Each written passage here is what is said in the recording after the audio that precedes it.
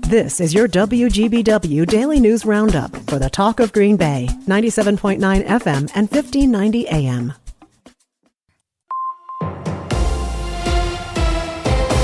Civic Media News. I'm Terry Bell. Here's what Wisconsin needs to know. 11 employees at the state prison in Waupun have been suspended as part of a federal investigation into alleged smuggling at the lockup. That's according to Governor Evers' office. The U.S. Justice Department says it doesn't comment on possible investigations. Evers' spokesman says the administration asked the feds last summer to look into how prisoners were able to get everything from cell phones to illegal drugs. Wisconsin Congressman Derek Van Orden says it was he who shouted lies during President Biden's State of the Union speech last night. My predecessor failed the most basic presidential duty that he owes to American people, the duty to care. I think that's unforgivable. The Republican tells the Journal Sentinel it's a lie to say former President Donald Trump doesn't care about the American people.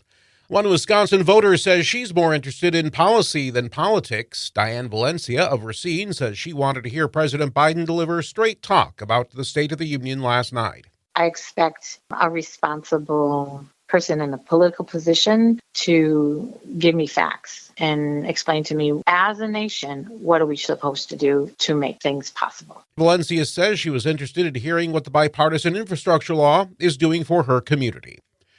A Wisconsin congressman is pushing to force a Chinese tech company to sell TikTok. The U.S. House is expected to vote next week. Republican Mike Gallagher says he's concerned the popular social media app will drive election year misinformation. More than 170 million Americans use TikTok. The mother of a missing toddler from Two Rivers now faces new child neglect charges. Katrina Bauer is now accused of leaving a 6-year-old in a car for about an hour in below freezing temperatures in February. Bauer is already charged with neglecting 3-year-old Elijah Vu, who's been the subject of a 2.5-week-long search. People who fell into bad eating habits during the pandemic are trying to do better. Bailey Holmquist is a registered dietitian who recommends cutting out processed proteins. If we can get good grass-fed meat, pasture-raised eggs, wild-caught fish, so that we get the most nutrients out of those animals. Holmquist says beans and peanut butter are good alternatives that cost less and are easier to find. March is National Nutrition Month. I'm Terry Bell, Civic Media News. Now here's what you need to know closer to home. For WISS WGBW News, I'm Lisa Hale. The mother of missing 3-year-old Elijah Vu faces a new charge of chronic neglect of a child. Christina Bauer was in court yesterday for a preliminary hearing when the additional charges were announced. Bauer's attorney, Ann Larson, while acknowledging this is a high-profile case, requested a bail reduction. There's a lot of high emotion going on, but there's also high emotion going on with Miss Bauer. She's been worried sick, not knowing where her son is. That reduction in bail was denied. Meanwhile, community members attending any of the court proceedings in the case of Elijah Vu are warned they will be asked to leave if they're seen wearing apparel with the child's face or expressions such as missing.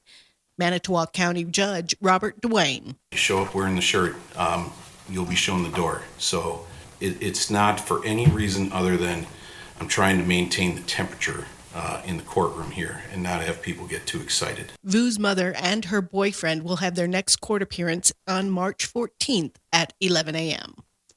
A rollover accident sends 5 children and an adult to the hospital. Grand Chute police say the single-vehicle accident closed Interstate 41 Thursday morning for several hours. An adult and child were ejected from the vehicle. The adult was flown by helicopter to a local hospital, and all 5 of the children were taken to a hospital in an ambulance. Multiple secondary crashes happened as a result of the rollover. A man convicted of killing a woman in Door County while driving drunk is sentenced to 21 years in prison. Joshua Gann pleaded guilty to homicide by intoxicated use of a vehicle, resisting an officer, and bail jumping by a repeat offender. Gann hit Marilyn Van de Bogart as she was collecting the mail outside of her home. Police say a preliminary breath test was 0.234%. The legal limit is 0.08%. Unusually warm temperatures have northeast Wisconsin residents jonesing for longer days. More sunshine is coming our way as we spring forward at 2 a.m. Sunday morning, the start of daylight savings time. This is also the time when you're reminded to check the batteries in your smoke and carbon monoxide detectors in your home. A Fond du Lac man extends his Guinness World Record for the most Big Mac burgers eaten in a lifetime. 70-year-old Don Gorski was originally awarded the record back in 1999. As of the end of February this year, his count is over 34,000 burgers. Gorski started eating at least one Big Mac a day back in 1971 and says he has no plans of quitting now. The Green Bay Film Festival features independent video content, and this week's event will feature Indigenous stories, says Caitlin Schuchart. So we've got a whole bunch of different kinds, lots of documentaries, an animated film. So I think it's going to be a lot of different kinds of stories. Nick Wadier says that they want to create an experience that's culturally enriching and that can't be told in other ways. For lack of a better term, take a risk and go see something that doesn't have Tom Cruise on the banner. Right. You know, I mean, independent film can be so great and you can tell so many stories. The Indigenous Stories session of the Green Bay Film Festival is tomorrow, starting at 4 p.m. at the Tarleton Theater. And that's what you need to know. I'm Lisa Hale, WISS WGBW News.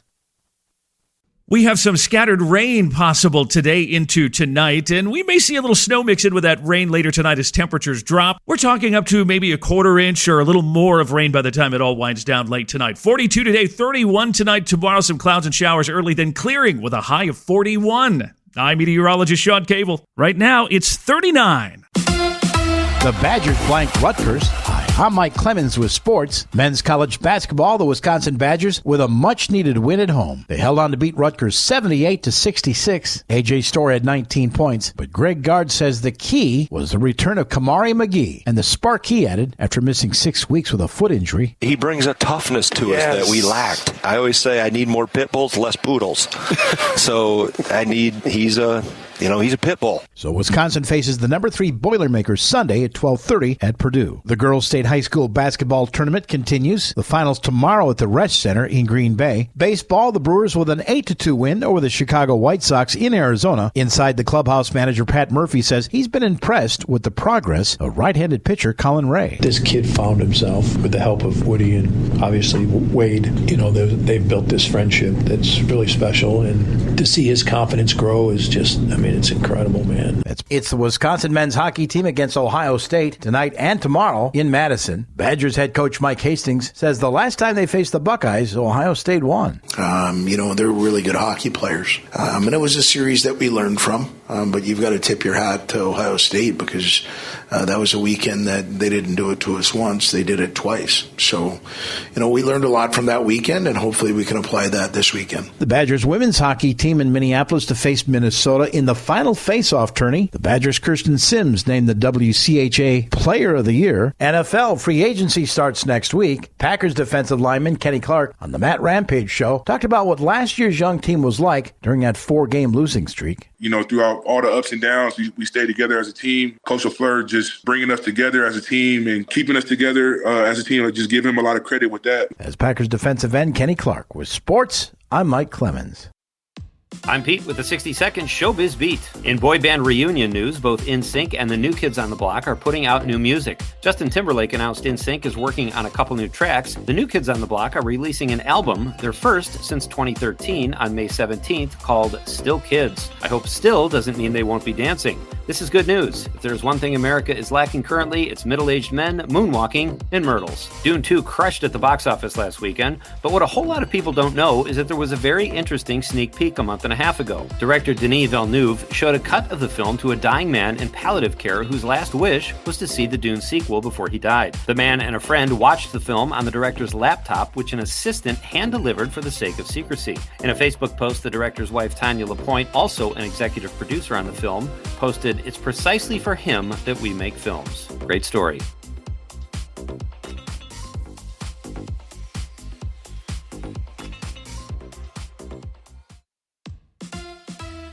crooning legend Steve Lawrence has passed away at the age of 88. Lawrence and his wife Edie Gourmet were partners in marriage and on stage for over 50 years. Lawrence had a successful stage career and starred in movies and TV. He had numerous top 10 hits. The Hollywood Reporter says the Grammy and Emmy-winning Lawrence passed away in Los Angeles after a long bout with Alzheimer's. Get ready for another Hot Young Person reboot. Fox has announced it's in the process of developing Farmer Wants a Lifeguard, Baywatch. Even though I think the title pretty much says it all, they've included a lengthy tagline that goes something like this. Daring ocean rescues, pristine beaches, and iconic red bathing suits are back, along with a whole new generation of Baywatch lifeguards who navigate complicated, messy personal lives in this action-packed reboot that demonstrates there's the average-looking family you're born into and the hot family you find. I took some liberties, but you get the point.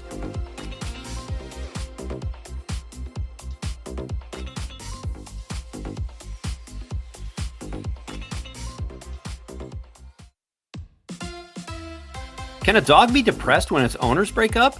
A new rom-com tentatively called Merv will explore the topic. Amazon MGM Studios have just announced they've signed Zooey Deschanel for the lead role of the Jessica Swale-directed film. I can't imagine how this will be entertaining, but the plot sees a couple break up and then reconcile awkwardly to take their pooch on a trip to sunny Florida to lift his spirits. Can you imagine being so depressed you don't want your belly scratched? Oh, and spoiler alert, it's the dog's fault. Taylor Swift is certainly nothing if not original. Not only does she write her own songs, she makes her own Pop-Tarts. Great way to save pennies. In fact, Pop-Tarts actually wants the recipe for Taylor's tarts. During the NFL season, Swift made a batch of her homemade sweets and gave them to the Kansas City Chiefs offensive line. In a related story, Kanye West says Beyonce's Pop-Tarts are better, even though she doesn't make them herself. For more showbiz fun, tune into Nightlight with me, Pete Schwaba, every night between 7 and 9 p.m. on the Civic Media Radio Network. That's your WGBW Daily News Roundup from Civic Media. Subscribe to this podcast on Spotify, Apple, or wherever you find your podcasts. Find more news at WGBW.FM.